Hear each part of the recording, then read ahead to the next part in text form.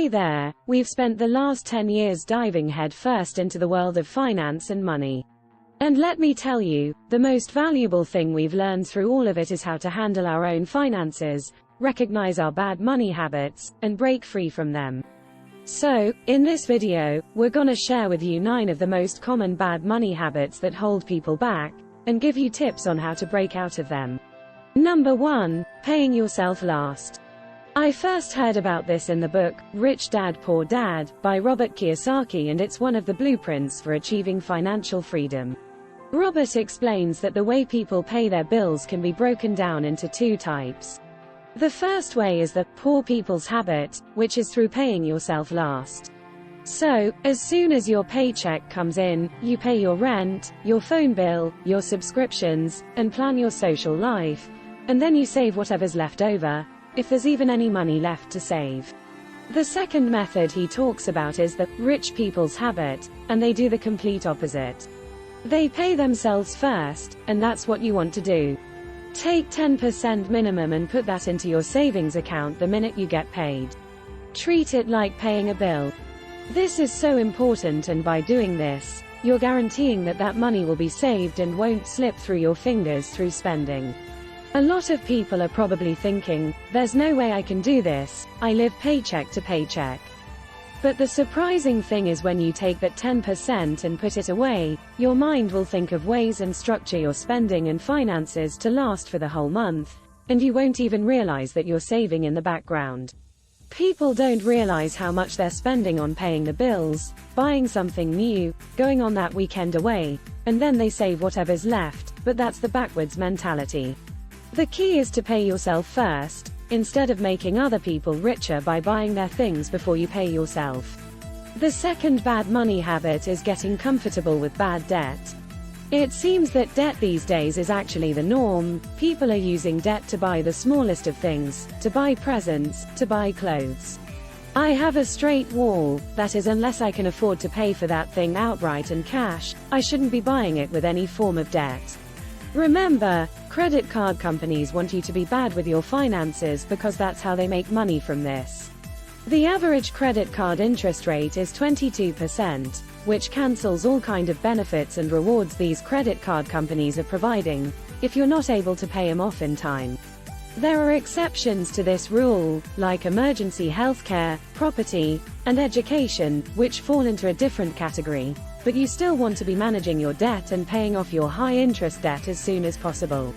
Number 3 is not having a stockpile. This ties into point number 1, which is about paying yourself first, and essentially it's saving enough so that you have a buffer behind you of about 3 to 6 months. This is super important, and it will give you peace of mind just by having this buffer kept to one side and available to tap into if you need it. You free up that mental energy to designate to more important things. So, how do you gather this 6 months of buffer? It's through that paying yourself first. Start putting that 10% away, and once you have your stockpile, then you can start using the additional money you save to building into your investment fund and looking at investments. Number 4 is not knowing your income or expenses properly. Until you know what your starting point is, how do you know where you want to be? There's something called lifestyle inflation, and that is your spending will rise as your income rises. The more money you make, the more you spend, and it's a cycle. You need to track your income and expenses so that you can see where your money is going and where you can make adjustments. It's important to set a budget and stick to it, so you can ensure that you're living within your means. Number 5 is not having a plan for your money. A lot of people just go through life without a plan for their money, and it can lead to a lot of stress and financial struggles. You need to have a plan for your money, so you can work towards your financial goals. This includes having a retirement plan, a plan for paying off debt, and a plan for saving for a down payment on a house or a vacation. Without a plan, it's easy to just spend money on things that don't really matter and not make any progress towards your financial goals. Number 6 is not having an emergency fund. Life happens and unexpected expenses will come up. It's important to have an emergency fund so that you're prepared for these unexpected expenses. An emergency fund is a savings account that you put money into each month so that you have a cushion to fall back on in case of an emergency. This can be used for things like car repairs, medical expenses, or even a job loss. Without an emergency fund, it's easy to fall into debt when unexpected expenses come up. Number 7 is not diversifying your investments. A lot of people just put all of their money into one investment, like stocks or real estate. But it's important to diversify your investments so that you're not putting all of your eggs in one basket. This means spreading your money across different types of investments, like stocks, bonds, and real estate. This way, if one investment doesn't do well, you still have other investments to fall back on. Number 8 is not having proper insurance.